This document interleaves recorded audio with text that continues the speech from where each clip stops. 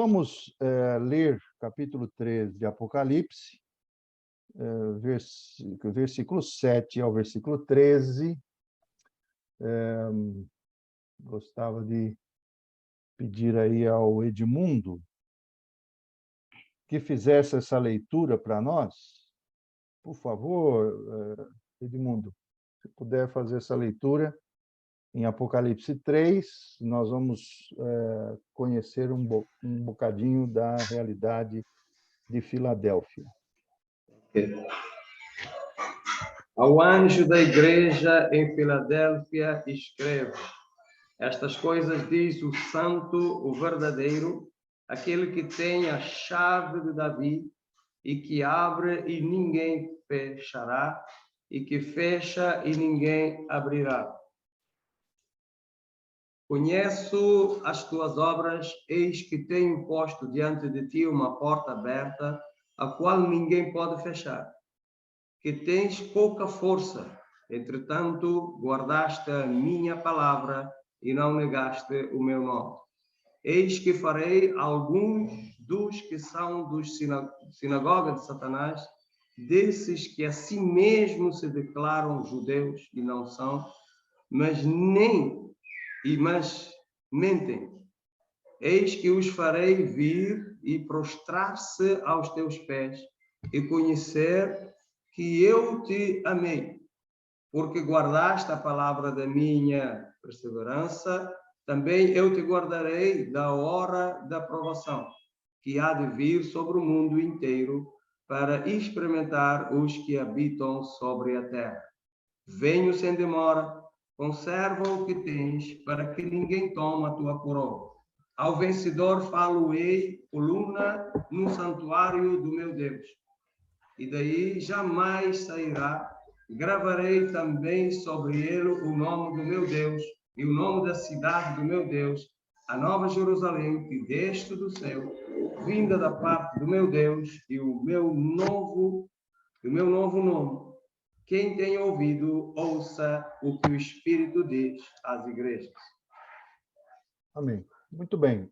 Percebemos aqui que esse final, versículo 13, ele sempre se repete como uma forma de oráculo, não é?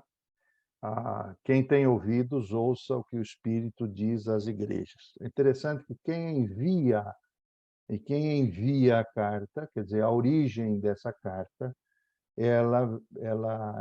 a origem dela é de nosso Senhor Jesus Cristo, Pantocrator. Não esqueçam dessa palavra, Pantocrator, Todo-Poderoso.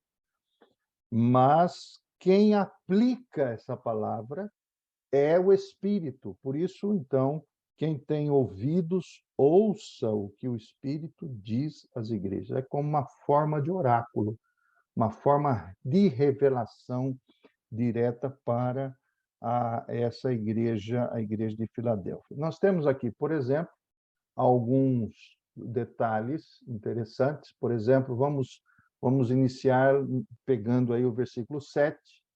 O versículo 7, a palavra Filadélfia é uma palavra grega, naturalmente, não é? Que é a junção de duas palavras, filós e adelphos.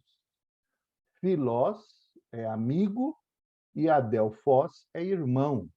Então, Filadélfia, ela naturalmente é um termo que praticamente percebemos essa relação da comunidade com o próprio Cristo, uma relação profunda de amigo, de filia, o amor filia, envolvendo a adelfia, quer dizer, a irmandade, a fraternidade, irmandade, a amizade. E a palavra filântropo, muito interessante, porque a palavra Filadélfia também tem a raiz de filântropo, que é geralmente indicada no grego como amigo do homem, né? A palavra filântropo tem a ver com amigo do homem.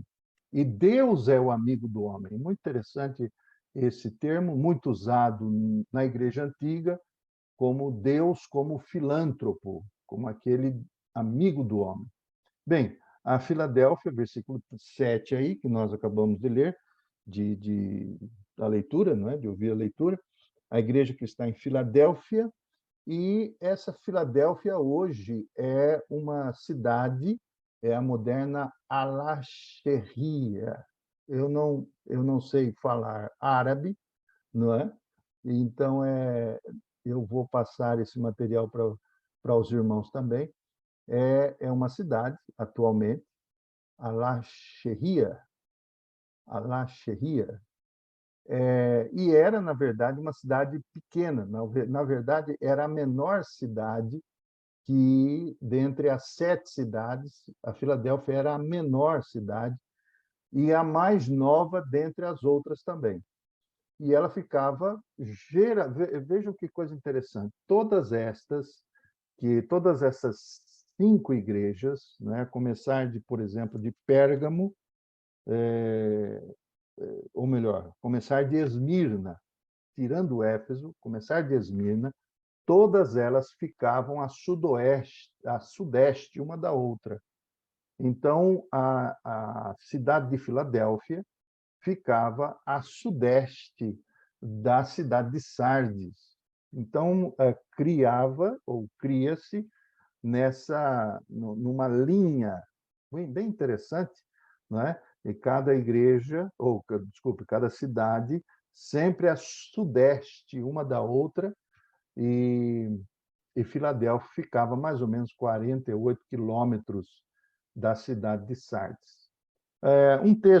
Uma frase interessante aqui, quando o Senhor Jesus se designa como o santo, aquele que é verdadeiro, o que tem a chave de Davi. Essa chave de Davi, ela é mencionada, e eu gostava de ir no Antigo Testamento, para que nós possamos ver onde esta chave de Davi ela é mencionada. Em Isaías 22, se você puder correr os seus olhos a Isaías 22, você vai encontrar justamente essa simbologia dada aqui ao capítulo 22, versículo 22. O texto diz assim, como de forma profética, o Senhor diz assim: e porei a chave da casa de Davi sobre o seu ombro. Naturalmente, é uma perspectiva messiânica aí, não é? Porei a chave da casa de Davi sobre o seu ombro e abrirá, e ninguém fechará, e fechará, e ninguém abrirá. Então, esse termo, aquele que tem a chave de Davi, ela é uma indicação, naturalmente, para aquele que é o Messias, aquele que possui essa autoridade de decidir, ou de incluir, de excluir, de fechar, de abrir. Isso tem muito a ver com autoridade soberana e nos remete à ideia, à visão, não a ideia, mas a visão do Pantocrator, aquele que é o alfa e o ômega. Nós vimos isso logo no capítulo 1, o alfa e o ômega, o princípio e o fim, o todo-poderoso, aquele que vive, ou que foi morto e que vive pelos séculos dos séculos. Então, essa é a tônica que é dada justamente aqui, essa caracterização deste senhor que se revela à igreja de Filadélfia, não é? É como que se houvesse aí uma segurança. A mensagem do Senhor, do nosso Senhor Jesus, é uma mensagem de segurança, de consolo, de encorajamento. Então, esse é um detalhe muito interessante, que esse texto é tomado do Antigo Testamento, Isaías 22, 22. E aquele que pode julgar em nome de Deus, admitir ou excluir da cidade de Davi a Nova Jerusalém, não é? E Inácio de Antioquia, um dos pais apostólicos, nós vamos ter alguns pais apostólicos. Nós citamos aí Policarpo de Esmirna em 2 ou 3 estudos passados. Falamos um bocadinho sobre Policarpo de Esmirna, e agora Inácio de Antioquia chamava Cristo de a porta do Pai. Então, muito interessante esse aspecto do versículo 7. Versículo 9 agora. Versículo 9, o versículo 9, capítulo 3, versículo 9. Eis que eu farei aos da sinagoga de Satanás, aos que se dizem judeus e não são, mas mentem, eis que eu farei que venham e adorem prostrados aos teus pés e saibam que eu te amo. Essa palavra adorar aqui é bem interessante, porque a palavra é proskinel, no seu sentido de prostrar, né?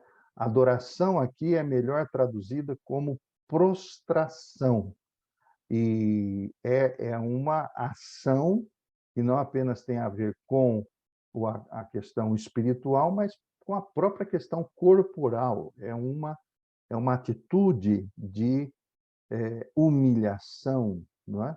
É por isso que o Senhor promete aos que são de Filadélfia que os incrédulos, né, aqui nominados aqui por João, por João não, pelos judeus, né, nominados como sendo judeus, esses incrédulos eles serão humilhados, até porque nós vamos nos lembrar que no primeiro século os judeus eles foram os primeiros perseguidores dos cristãos, não é?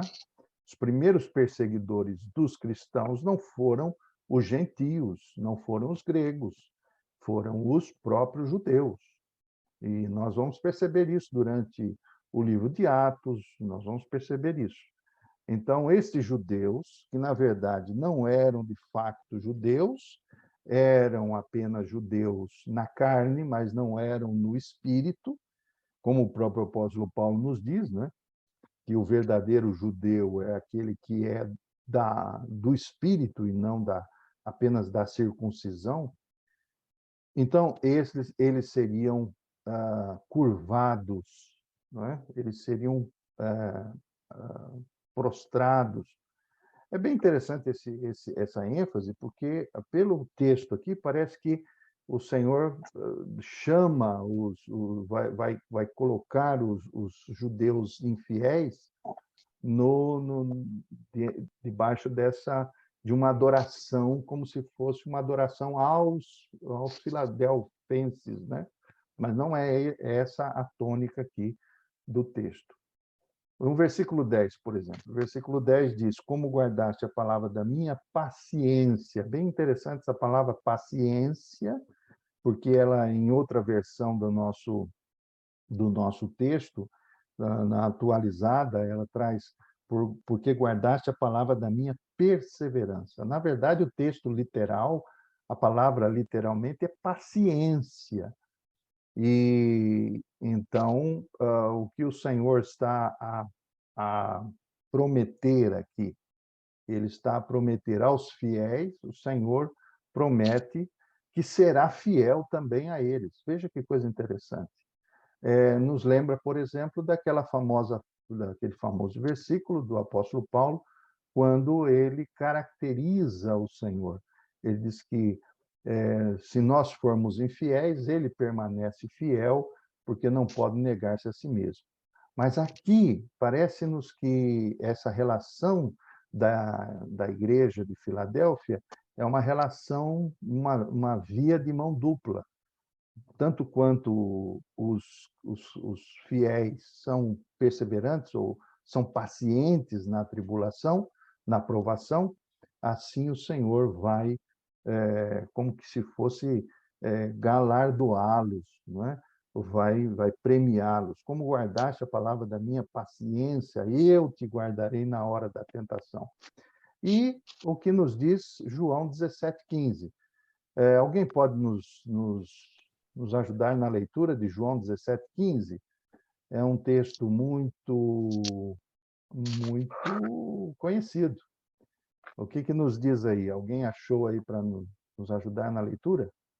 17:15 de João, Evangelho de João. Pode abrir o microfone e ler. Não peço que os tires do mundo, mas que os livres do mal. Não peço que os tires do mundo, mas que os livres do mal. A promessa do Senhor é, na verdade, uma promessa de que ele nos livrará. Aqueles que são fiéis, o Senhor nos livrará. Não é? A mesma mensagem é da oração do Pai Nosso, a oração dominical, né? A oração, quando nos diz, no final da oração, né? Que oramos, né? Não nos induzas, né? Ou não nos deixes cair em tentação, mas livra-nos do maligno. É interessante que a palavra ali, no original, não é mal no sentido genérico, mas é maligno. A palavra é poneros. Poneros, no original grego, significa maligno, é o agente do mal. É interessante que nós não nos damos conta, mas ele não nos livra do mal, mas nos livra do maligno. É o agente do mal, não é? Bem interessante esse fator aí. E, embora os fiéis não sejam resgatados dos sofrimentos, é isso que nós percebemos aqui, quer dizer, nós passamos por sofrimentos, passamos pelas perseguições, martírios, eles são sustentados e amparados para ter paciência com fidelidade. E nós sabemos muito, quer dizer, nós não sabemos como foi esse ato de perseverança debaixo do martírio, da perseguição que aquela gente sofreu. Né? Outro aspecto também é essa questão da hora da provação, que é uma imagem apocalíptica. E é claro, nós temos um texto longo do apóstolo Paulo, segundo aos Tessalonicenses, capítulo 2, versículo 1 a 12, que vai nos montar aí a estrutura do anticristo, né? E eu penso que vale a pena você se deter na leitura de 2 Tessalonicenses, capítulo 2, versículo 1 a 12, quando ele vai se referir justamente a essa estrutura, que não é apenas um homem, não é? O anticristo não é apenas o homem, mas é um sistema, né? que vai pôr em tribulação aqueles que são fiéis. Outro aspecto está no versículo 12. Versículo 12, aqui nós temos: ao que vencer, eu farei coluna no templo do meu Deus, e dele nunca sairá. Escreverei sobre ele o nome do meu Deus e o nome da cidade do meu Deus. E o que mais? A nova Jerusalém que desce do céu do meu Deus e também o meu novo nome. E esses aspectos aqui, né, quando nós falamos a descida, ou quando nós entendemos aqui o nome da cidade do meu Deus, a nova Jerusalém, que há de descer. Né?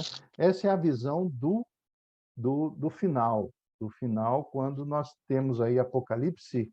Vou pedir que alguém leia, por exemplo, Apocalipse, capítulo 22, ou desculpa, capítulo 21, e nós vamos encontrar aí versículo 10, por favor, essa mesma ênfase aqui da Nova Jerusalém. Nós vamos ter aí essa 21, palavra 10. 21:10, por favor. E ele me levou no espírito a uma grande e elevada montanha, me mostrou a cidade santa, Jerusalém, que descia do céu, da parte de Deus. Então,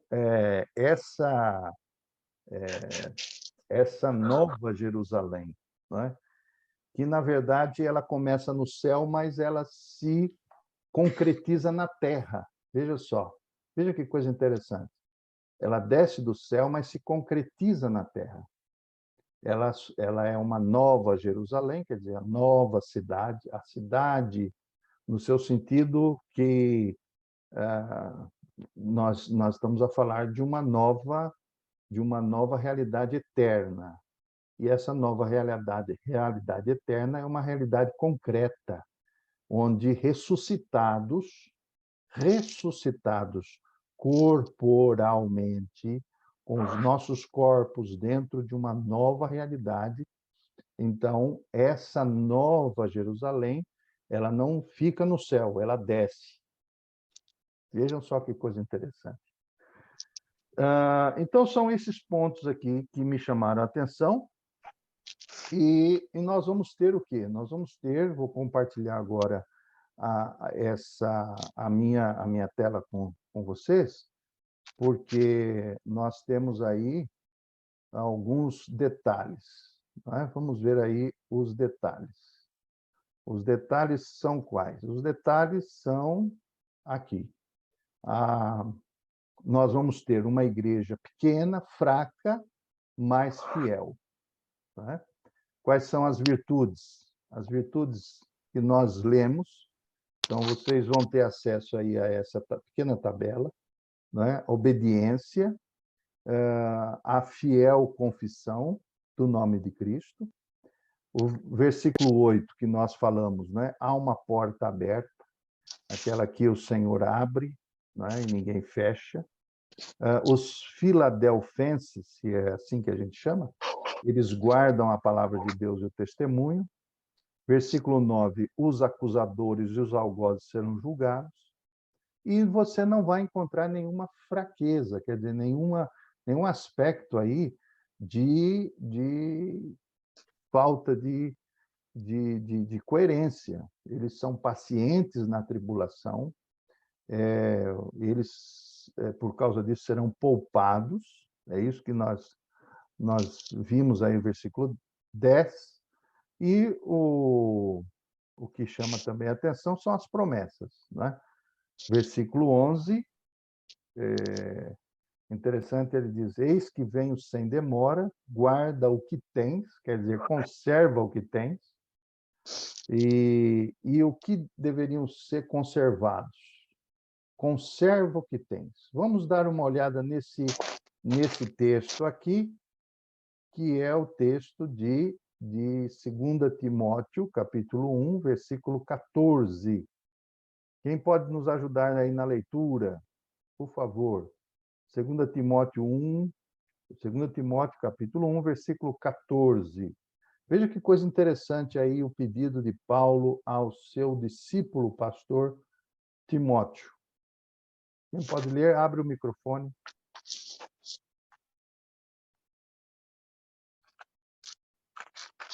Paulo, está aí? Está a nos ouvir? Leia para nós, se for possível.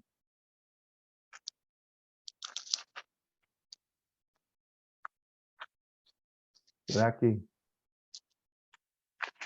Ou então outro irmão pode fazer. Posso ler de novo? Sim, por favor. 2 Timóteo 1,14.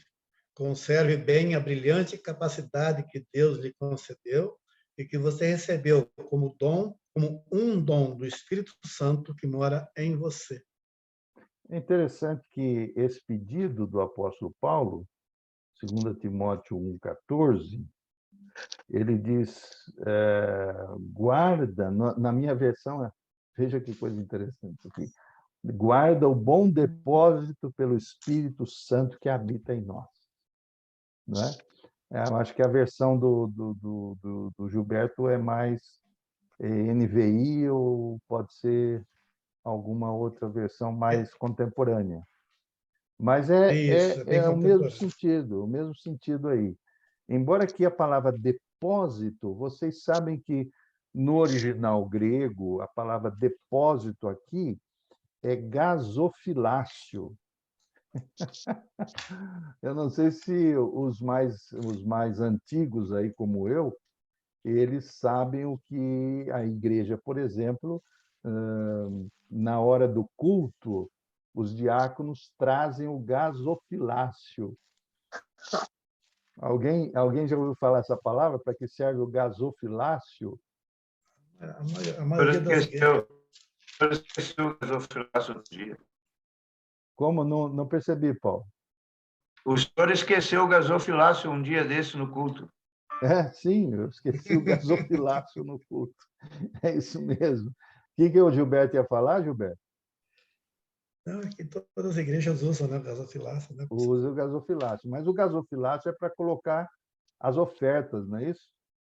E, na verdade, a palavra gasofilácio é justamente quando aquela viúva pobre, né, que tinha somente uma moeda, o Senhor Jesus disse assim, que ela colocou tudo que tinha no gasofilácio.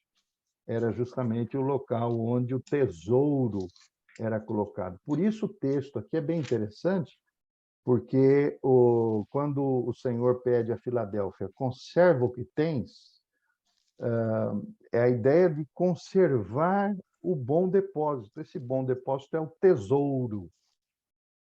E esse tesouro, você se lembra do tesouro da parábola, do campo, do tesouro escondido no campo, que o homem ele está a passar por um campo, por um terreno, encontra esse tesouro, vai para casa, vende tudo que tem e compra o campo para ficar com aquele tesouro escondido, né?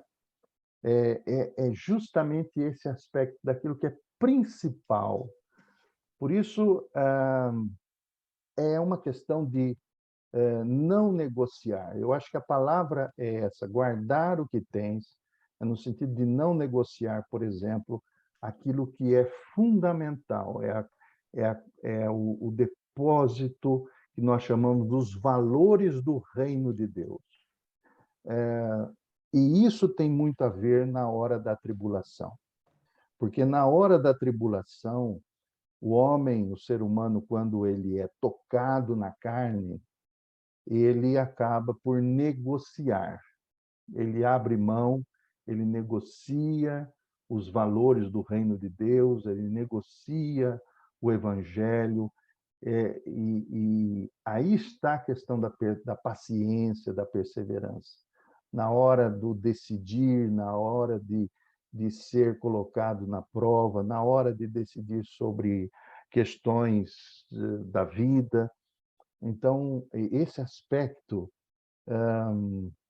e não digo somente diante do mundo, diante da aprovação diante do mundo, mas dentro da própria igreja, quando nós somos tocados na nossa vaidade, quando nós somos... Então, nós sempre temos esse aspecto de, bom, eu posso até negociar alguma coisinha para poder, né, alcançar alguma coisa mais do meu interesse. E nós temos visto tanta desordem nesse aspecto. Então, conserva o que tens, quando o Senhor Jesus diz a Filadélfia, né?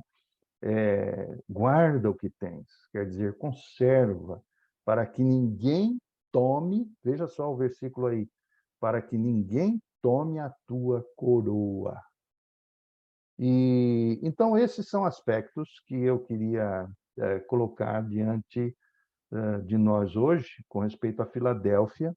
Por quê? Porque nós vamos perceber que, ademais da nossa da realidade de Filadélfia, que é uma igreja pequena, uma igreja fraca, né? Aqui diz, tens pouca força. Na verdade, nós hoje somos muito atraídos pelas coisas grandiosas, né? O ser humano é muito chamado, né? Nós somos muito atraídos por coisas que são gloriosas, né? Fantasmagóricas, estruturas enormes. Hoje nós precisamos de uma grande estrutura para adorar a Deus, né? Precisamos não, eu estou falando precisamos no sentido genérico. Nós precisamos de um ambiente, né? De um ambiente especial, precisamos de bancos almofadados, de de um ambiente, de um espaço litúrgico, onde nós acreditamos que tudo ali acontece, não é? Temos aspectos assim que nos envolvem, né? Aspectos, por exemplo, que são acessórios, mas hoje os acessórios acabaram se tornando questões essenciais, né? Basta que nós tenhamos o poder da tecnologia ao nosso redor. Então, essas questões, elas falam muito para nós hoje, porque estamos a viver num século XXI, onde tudo como diz o apóstolo, tudo é vaidade, tudo é vaidade, não é? Então, esses aspectos aí da igreja de Filadélfia, e eu queria ouvir, porque se nós vamos dedicar aí mais uns 5 minutos para ouvir o que chamou a atenção aí do texto de Filadélfia, 5 segundos para cada, se a gente conseguir ter 5 segundos aí, para poder ouvir, não é? Começar aí do Edmundo, o que nós pudemos trabalhar aí com respeito à Filadélfia, em relação também às outras igrejas. Né? E aí, Edmundo, o que chamou sua atenção aí? Bom, segundo aquilo que o senhor falou sobre Jerusalém, aí em Filadélfia, e depois foi para o Apocalipse 21, confirmar essa descida desse Jerusalém. Na nossa caminhada cristã, aquilo que nos é ensinado, às vezes, nos incutiram mesmo na cabeça, ainda não conhecia nada da teologia, que nós vamos morar literalmente no céu. A gente vai ficar lá. Então, o que isso tem a ver em relação com isso? De se nós vai ficar, se nós vai descer? O que isso tem a ver com isso? Com certeza nós vamos descer, viu? Ninguém vai ficar. O céu é que vai descer, ou a terra que vai subir. Mas a verdade é que o céu não é o limite, né? Nós sempre dizemos que dentro da nossa teologia reformada, a teologia reformada sempre nos traz a esperança de uma segunda ressurreição. E essa segunda ressurreição é a renovação da terra. Essa renovação. Veja que bem interessante esse aspecto, por quê? Porque Adão e Eva, vamos chamar assim, os nossos primeiros pais e o Gênesis, eles vão revelar algo muito interessante. E quando são criados, eles são criados para viverem imortalmente. Eles têm a imortalidade. Adão e Eva, no seu sentido teológico, espiritual, eles têm a imortalidade. O Senhor não queria apenas que eles fossem imortais. O Senhor queria que eles fossem eternos e entrassem, participassem para todo sempre da vida de Deus. É por isso que o apóstolo Pedro diz, 2 Pedro, capítulo 1, ele diz que nós iremos participar da natureza divina. Embora humanos, mas participaremos da natureza divina. Agora, essa perspectiva da ressurreição é justamente quando nós pensamos que tudo será o fim, para nós, na verdade, será o começo. Veja, será o começo. Para muitos será o fim, mas para nós será o começo de uma realidade onde a Terra será renovada. E essa renovação é a volta à condição original antes da queda. Percebamos, por exemplo, que o texto de Apocalipse, capítulo 21, nós chegamos perto, porque o Gilberto leu o versículo 10. Mas no capítulo 21, versículo 1, diz: eu vi novos céus e nova terra. A palavra nova aí tem um detalhe bem interessante, porque a palavra novo e nova, existem duas palavras no original para novo, não é? No grego. É neo, isso você tem aí neopuritano, neopentecostal, neotestamentário, é um novo diferente, é um novo diferente. Mas quando existe também uma outra palavra, chamada kainos. Kainos é uma palavra que chama-se novo renovado, novo renovado. Então, quando o texto diz, eu vi novo céu e nova terra, não é neo que está lá, é kainos. E kainos é um céu renovado e uma terra renovada. Então, é interessante que eu estava até a preparar um material e esse livro, né? Não é livrinho, é um livrão, né? Chamado Habitat Humano, Estudos em Antropologia Bíblica. O subtítulo é O Paraíso Restaurado, do pastor Heber Carlos de Campos. Ele foi meu professor, e o reverendo Heber, ele traz aqui justamente uma análise sobre uma perspectiva futura a partir do Apocalipse. Então, quando você pergunta, né, sobre a questão da ressurreição, de uma nova terra, novos céus e nova terra, é justamente essa perspectiva de uma ressurreição e de uma renovação. Até porque o texto de Romanos, capítulo 8, versículo 18 a 23, quando o apóstolo Paulo vai falando sobre o aspecto da terra, da natureza, da criação, ele diz assim, que a criação geme, esse termo é muito interessante, ele diz assim, a criação geme esperando a redenção do corpo.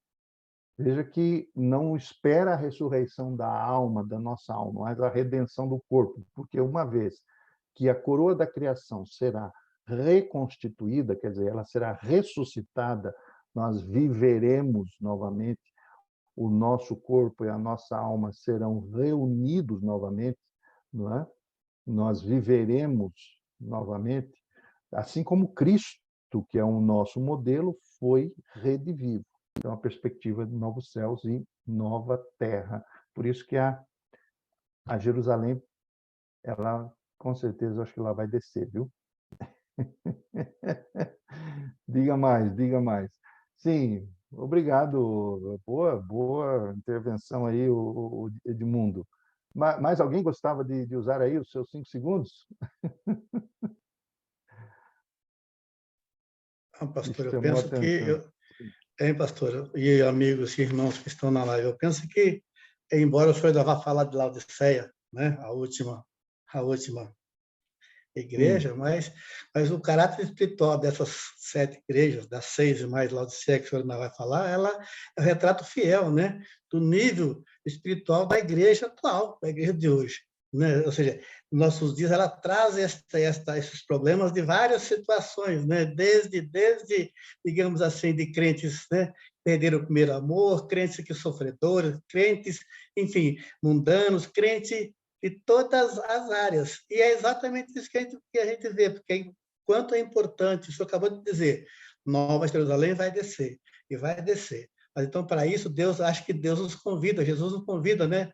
Jesus propõe a cada um de nós, de novo, voltarmos ao primeiro amor. O senhor falou disso no culto domingo retrasado, o senhor sempre está citando essa mesma tecla da igreja, ou seja, precisamos voltar ao primeiro amor, ou seja, um realinhamento, né? Para que nós possamos realmente estar com arrependimento sincero, para que possamos, né, estar realmente na graça imerecida do Senhor, para que possamos realmente conduzir a igreja e chegarmos a essa tão sonhada Jerusalém, né? Quizá um dia nós sabemos que vamos chegar nela ou ela vai chegar até nós em nome de Jesus. Então, penso que a gente precisa estar trabalhando nesse contexto, né, também. E por isso que eu me alinhei muito da forma que o Senhor fala para a igreja, lá nos cultos de domingo. É exatamente isso, ou seja, nós temos que estar voltados para o verdadeiro evangelho, que está tão... Quer dizer, e as igrejas, quantas igrejas nós conhecemos hoje, né, das mais badaladas até as mais pequenininhas, que estão da mesma forma figuradas ou analogicamente completadas ou intrinsecamente ligado às igrejas, né? As 7 igrejas citadas no Apocalipse. É verdade. Na verdade, isso tem muito a ver com a nossa espiritualidade, com a nossa relação com o Espírito Santo, nossa relação Verdade. com Deus no seu sentido mais da experiência. Então, esse é um detalhe extremamente importante, porque isso não tem a ver com igrejas históricas que viveram no passado, mas tem a ver, como disse, a realidade que nos cerca desde quando a igreja é igreja. Nós vamos ver que isso começa a acontecer justamente logo após a descida do Espírito Santo, não é? A própria igreja de Jerusalém, que viveu a descida do Espírito Santo com os apóstolos, depois, então, aquela pequena igreja que depois cresceu, essa igreja também, com o Espírito Santo, vivenciou, por exemplo, murmuração, foi criado os diáconos, né, com a murmuração das viúvas dos gregos contra os hebreus, e etc. Então, nós vamos ter sempre Ananias e Safira, vamos ter uma série de situações assim que vão testando. Isso são provações, né? Então, muito bem mesmo. Mais algum ponto aí que chamou a atenção dos irmãos? Olha, nós damos as boas-vindas a Carmen, né, que está conosco. Paulo, alguma coisa? Ana Maria, José Luz, Beatriz?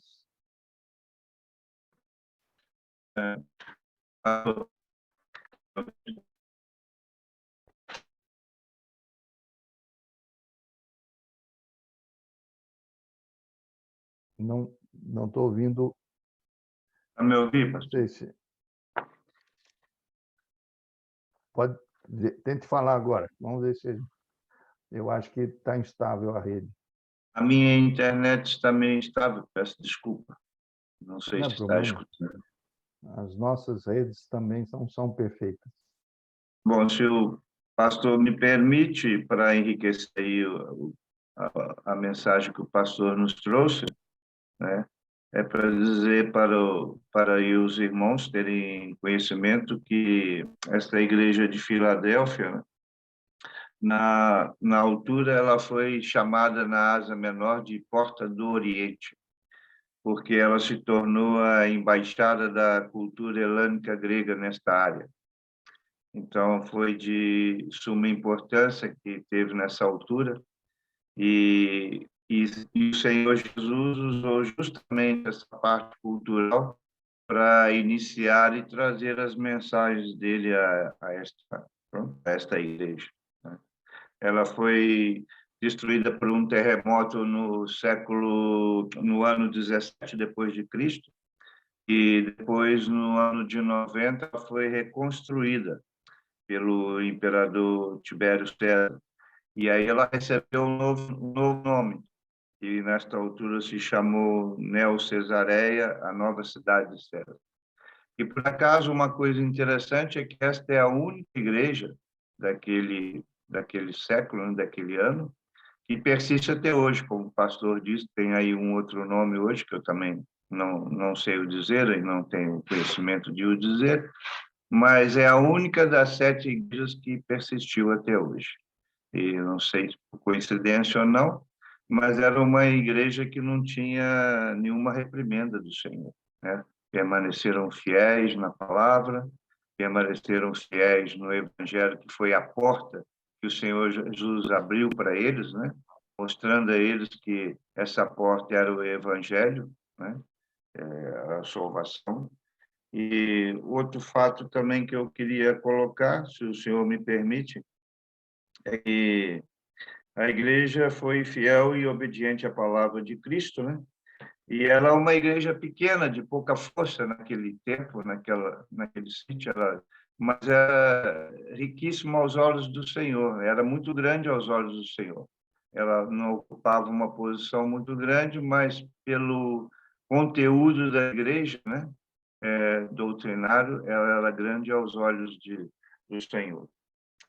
E estas mesmas palavras Jesus traz em Lucas 12:32. Se o pastor me permite, eu gostaria de ler. Em Lucas 12:32 nos diz: Não temas, ó pequeno rebanho, porque o vosso Pai agradou dar-vos o reino. Então, não é a quantidade, né, mas a qualidade de uma igreja faz aí a diferença, né, aos olhos de Deus, aos olhos do Senhor. E teria outras coisas a dizer, mas só para finalizar, porque é 5 segundos, eu acho que eu já passei do tempo. A igreja evangélica hoje, né, no mundo, está a abandonar o evangelho, né? Eu não digo a igreja evangélica de forma geral, mas a grande maioria, né? Aquelas que não vivem a palavra como tem que ser, né? Solo la escritura, como se diz, está a abandonar o evangelho, né? Por um evangelho mais ameno, mais tranquilo, mais doce, né? Mais participativo no sensacionalismo, nas emoções e por aí afora.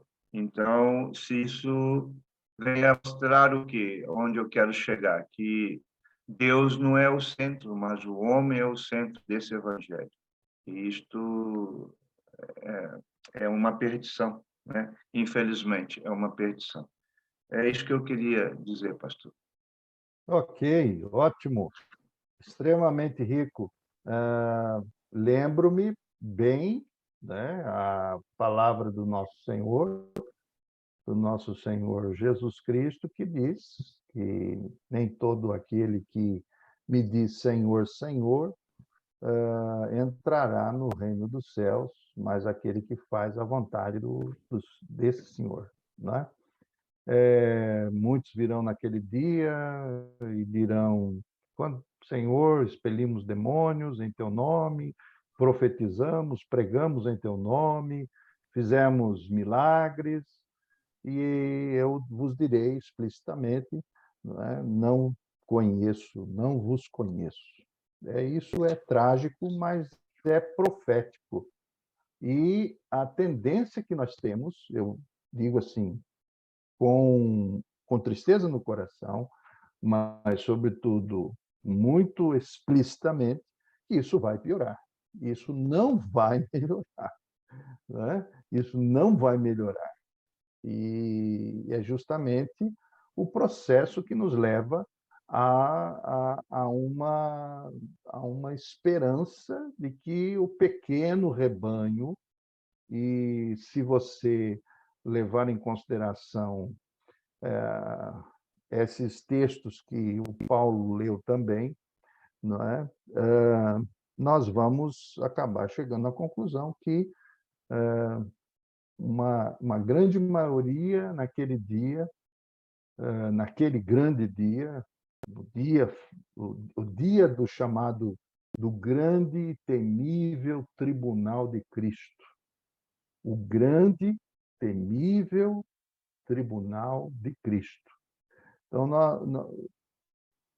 nós, pelo menos os cristãos, deveríamos ter, no mínimo, não digo no máximo, mas no mínimo, um temor muito grande daquilo que nós fazemos. Porque, em relação, por exemplo, aos calvinistas, nós temos os calvinistas a dizer que, uma vez salvo, salvo para sempre. Muitos.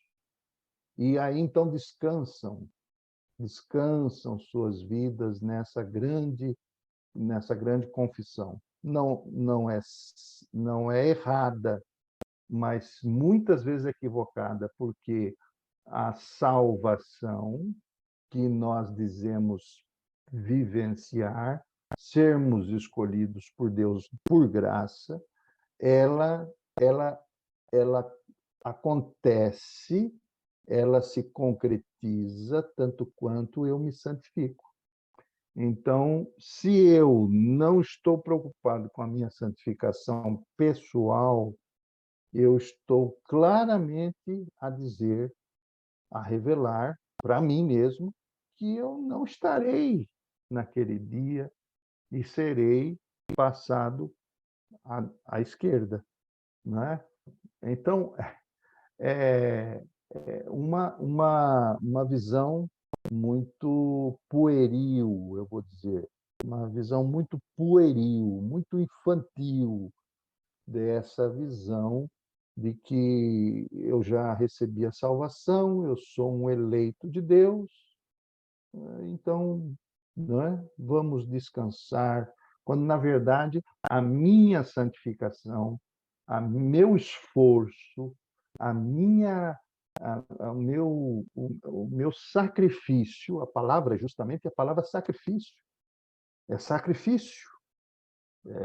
Ninguém entra pela porta larga. Todos entram pela porta estreita. Então, a porta estreita, o caminho estreito é que leva à salvação. O Senhor Jesus claramente diz isso, não é? Então, na visão calvinista, tanto quanto somos salvos, tanto quanto perseveramos. Se não perseveramos e pensamos que assim somos, somos salvos, não é? Por graça, de graça, então há um equívoco muito grande e uma perda muito grande da nossa vida eterna. É claro que nesses últimos dias, como um dos nossos irmãos acabou falando aí, nós estamos a viver justamente essa igreja utilitarista, consumista, né? Secularizada, deixamos os movimentos sociais entrarem na nossa vida, tomarem a nossa consciência, né? E isso é muito mal. E o Senhor Jesus, como disse um dos irmãos, vai ficando sempre. Ele está ali, não é? Ele está ali, mas nós colocamos ele sempre de lado ali, para dizer: olha, o senhor está aqui, fique aqui quietinho, deixa que eu tomo conta da minha vida, não é? Mas é isso, é essa realidade da igreja do século XXI, que é também muito das igrejas do Apocalipse. Nós somos uma igreja apocalíptica. Muito bem, Ana Romero, Zé Luz, Beatriz, Carmen, eu gostava muito de terminar aqui esse aspecto aqui da igreja de Laodiceia. Eu acho que vou tentar fazer isso em 10 minutos, para ver se nós conseguimos, quarta-feira que vem, começar o capítulo 4, que é um dos capítulos mais fenomenais para mim do Apocalipse. Para mim, o capítulo 4 é um dos capítulos mais maravilhosos que nós temos. Aguentam aí mais 10 minutos? Será que já estão a dormir? Então, vamos lá. Carta à Igreja de Laodiceia. Ao anjo da igreja que está em Laodiceia, escreve, vamos seguir aí a leitura. A testemunha fiel e verdadeira, princípio da criação de Deus. Eu sei as tuas obras, que nem és frio nem quente, oxalá foras frio ou quente, assim porque és morno e não és frio nem quente, vomitar-te-ei da minha boca. Como dizes, rico sou, estou enriquecido, de nada tenho falta, e não sabes que és um desgraçado, miserável e pobre, cego e nu. Aconselho-te que de mim compres ouro provado no fogo, para que te enriqueças, vestidos brancos para que te vistas, e não apareça a vergonha da tua nudez, e que unjas os teus olhos com colírio, para que vejas. Eu repreendo e castigo a todos quantos amo. Sê, pois, zeloso e arrepende-te. Eis que estou à porta e bato. Se alguém ouvir a minha voz e abrir a porta, entrarei em sua casa e com ele cearei, e ele comigo. Ao que vencer, lhe considerei que se assente comigo no meu trono, assim como eu venci e me assentei com meu Pai no seu trono. Quem tem ouvidos, ouça o que o Espírito diz às igrejas. Mais uma vez, esse oráculo do Senhor, quem tem ouvidos, ouça o que o Espírito diz às igrejas. Alguns detalhes aqui interessantes para nós nos situarmos melhor com respeito a Laodiceia. Laodiceia é uma outra cidade, é a moderna cidade atual Esquizar. Ela, naturalmente, é uma palavra árabe, não é? Fica a 40 milhas a sudeste da Filadélfia, da cidade de Filadélfia, na mesma estrada, né? Na mesma estrada. Era a cidade mais próspera da região, ostentava veja que coisa interessante. Na época, eles possuíam aqui a cidade, ela possuía alguns aspectos bem avançados, né? Bem avançados da vida, da tecnologia, né? Da época, né? Tecnologia, estou dizendo da época. Um tipo especial de lã, eles fabricavam um tipo especial de lã, eu me lembrei muito da Covilhã, quando estava estudando aqui, até porque Covilhã foi uma grande cidade no século XX, meados do século XX, na época do salazarismo, uma grande cidade que produziu lã, tecido para muitos países aqui da Europa, fora da Europa também, né? Além disso, Filadélfia possuía uma grande indústria bancária. Sim, eles mexiam com muito dinheiro ali. E também possuía uma escola de medicina. Por isso que nós vamos ver aí o Senhor Jesus falando do colírio. Veja que coisa interessante. Paulo escreve, por exemplo, um detalhe também, Paulo, apóstolo, escreve uma carta à Laodiceia, que não existe, que não vai se perder essa carta, e nós vamos ver essa citação, por exemplo, nós vamos ver essa citação em Colossenses capítulo 4, versículo 16. Depois você confere capítulo 4, versículo 16. E, então, na verdade, como estava a dizer, essa carta que estava entre os laodicenses, ou que foi enviada para os laodicenses, ela devia ser trocada com os colossenses, né? O Colossos deveria ler a carta de Laodiceia e Laodiceia ler a carta dos colossenses. O Senhor Jesus diz que ele é o Amém. Veja que o versículo 14 diz, isto diz o Amém. Geralmente é uma palavra aqui que às vezes nós não percebemos, mas é uma outra designação que o Apocalipse diz a respeito de Jesus, nosso Senhor, e o Amém é um título divino aplicado a Cristo, como que se fosse uma ratificação, quer dizer, é uma homologação. Veja que coisa interessante, a palavra Amém é uma palavra grega, é interessante. Quando o Senhor Jesus, sempre que vai dizer assim, em verdade vos digo, no grego, ele sempre está escrito assim, amém, amém. Quer dizer, na verdade, quer dizer, eu homologo aquilo que estou a dizer. Por isso que no final da oração nós dizemos amém, né? No seu sentido de ratificar aquela verdade, ou aquela frase, ou aquela oração. E o Senhor dizia, em verdade vos digo, né? Esta é a ênfase do nosso Senhor. Ele na verdade, é uma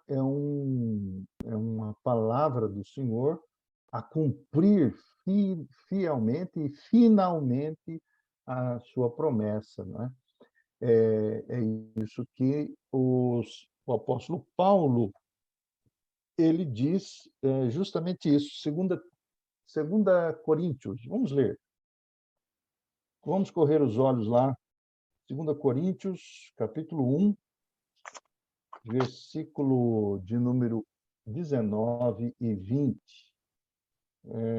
Peço aí a um dos irmãos, ou uma das irmãs, eu não sei se elas estão aí ainda. Nós temos aí a Sânia. Sânia, você pode ler para nós 2 Coríntios, capítulo 1, o versículo 19?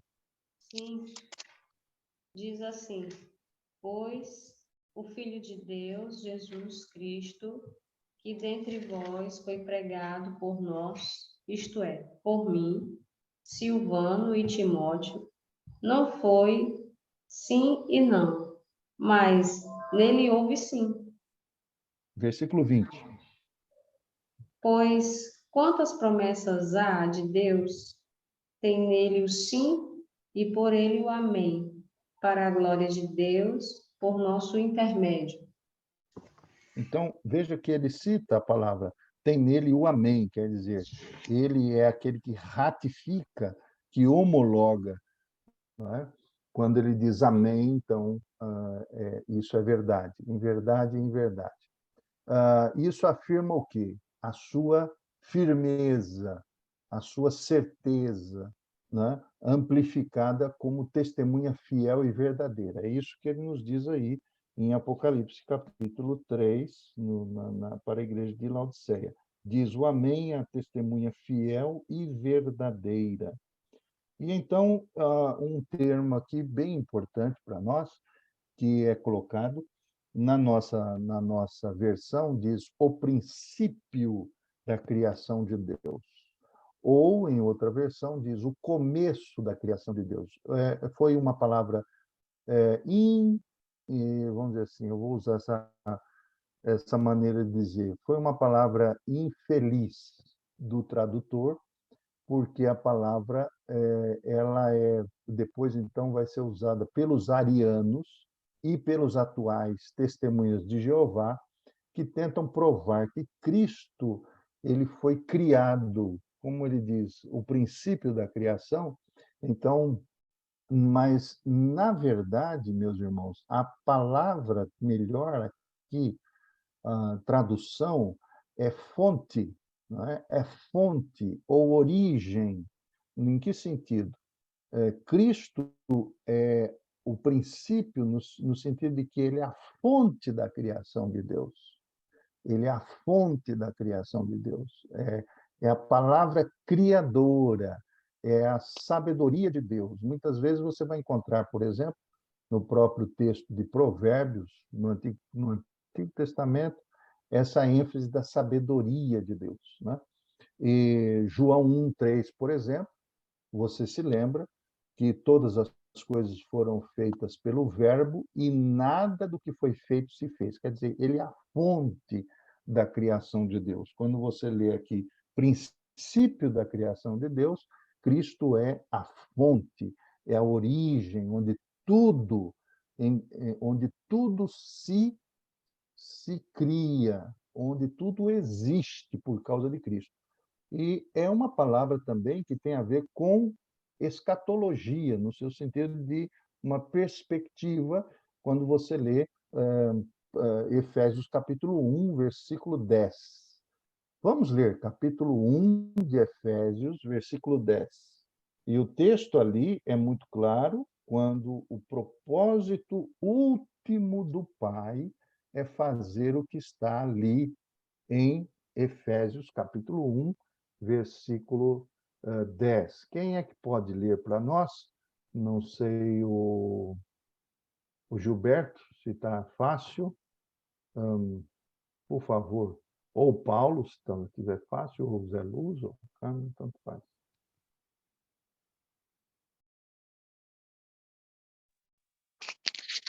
Efésios 1:10. É um pequeno versículo.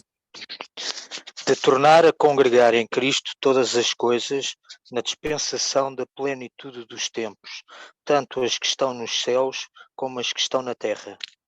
Veja, muito, muito, muito boa aí, um sotaque bem português, né? Olha que coisa boa. De fazer convergir, quer dizer, o propósito último de Deus o Pai é fazer convergir em Cristo, na dispensação da plenitude dos tempos, todas as coisas, tanto as do céu como as da terra. Essa é uma perspectiva. Então, eu sou o início, né? Eu sou o alfa, eu sou o ômega, quer dizer, como alfa, quando Jesus diz eu sou o alfa, ele é a origem. Isso é impressionante, meus irmãos. Analisar esses textos de maneira que possamos perceber. E não é, de maneira nenhuma, uma criatura divina, né? Como nós ouvimos, por exemplo, os testemunhos de Jeová a dizerem por aí essa grande heresia. Capítulo 3, 15 a 16, quando nós percebemos aqui, eu conheço tuas obras, que nem és frio nem quente, oxalá foras frio ou quente, não és, então és morno, vomitar-te da minha boca. A 10 quilômetros de Laodiceia, haviam fontes termais que eram da cidade de Hierápolis. É interessante, Hierápolis é uma das cidades que Paulo passa para chegar a Tessalônica, lá na Grécia. Eles produziam água que se tornou morna, e isso inviabilizou, por exemplo, o banho, inviabilizou ali vamos chamar não era mais potável, não era mais usável aquela água.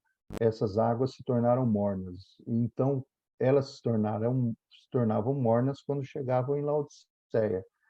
E, por isso mesmo, o Senhor Jesus vai dizer, és morno, no sentido da relação espiritual, no sentido da relação das boas obras.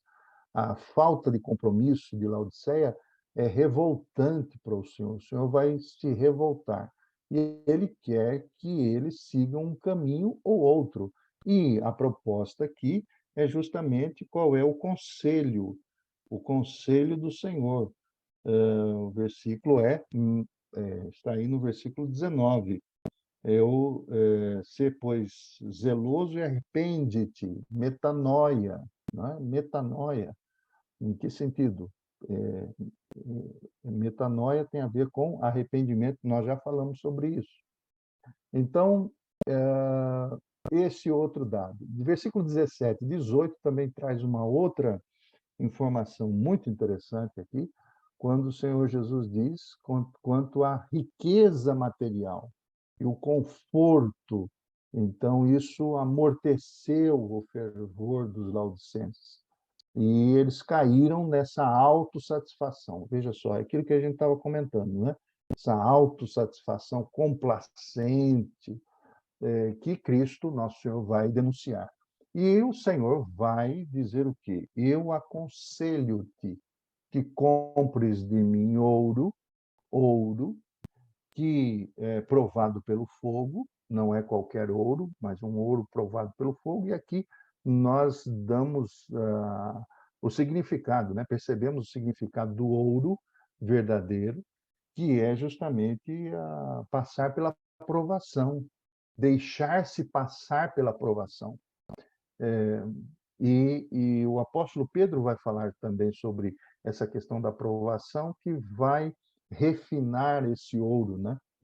Ele aconselha também a essa relação de usar os vestidos brancos para que te vistas e não apareça a vergonha da tua nudez, justamente tem a ver com essa santificação, pureza de vida, e é justamente os vestidos brancos que nós vamos perceber na ressurreição em Apocalipse capítulo 7, versículo 9, que nós falamos no estudo passado.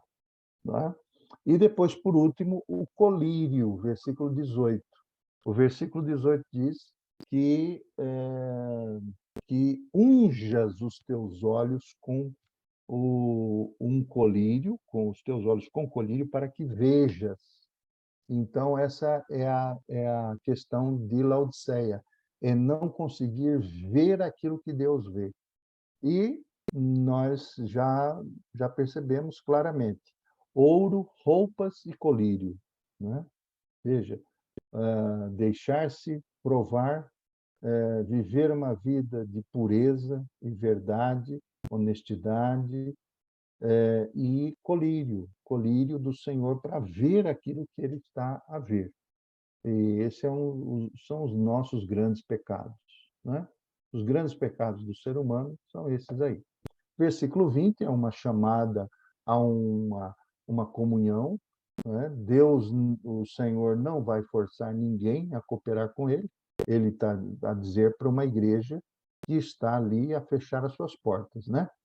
Ele está a dizer, ao que vencer, ou melhor, estou à porta e bato, e se alguém ouvir a minha voz, entrarei em sua casa, cearei com ele e ele comigo. Quer dizer, isso tem a ver com uma relação de profunda comunhão. E esse é o nosso objetivo último da vida, né? Depois do versículo 21, ao que vencer, lhe concederei que se assente comigo no meu trono. Veja que coisa. Aqueles que atendem à repreensão e correção de Deus vencem isso e tornam-se, né, verdadeiramente calorosos, como nós dizemos. E o Senhor vai levá-los à sua mesa, à sua mesa. São esses pontos que nós aqui citamos. É claro que fazendo uma aplicação dentro do aspecto que sempre fazemos aqui, eu vou rapidamente aqui apenas compartilhar a tela e vamos ver aí essa tabela, a tabela que sempre usamos, né? Essa tabela, justamente, traz aí uma igreja rica, né? Com grandes oportunidades, mas pobre espiritualmente. Nós não vamos encontrar nenhuma virtude nela, vamos perceber apatia, arrogância espiritual, inconsciência da sua necessidade, versículo 17, pobreza espiritual. E o Senhor os chama, primeiro os ama e oferece o ouro, seu fogo, né? Seus vestidos, sua unção, sua comunhão. São essas as promessas que o Senhor tem para nós, que todos nós temos essa tendência de sermos laodicenses, que o Senhor tenha misericórdia de nós. Portanto, irmãos, ficamos por aqui hoje.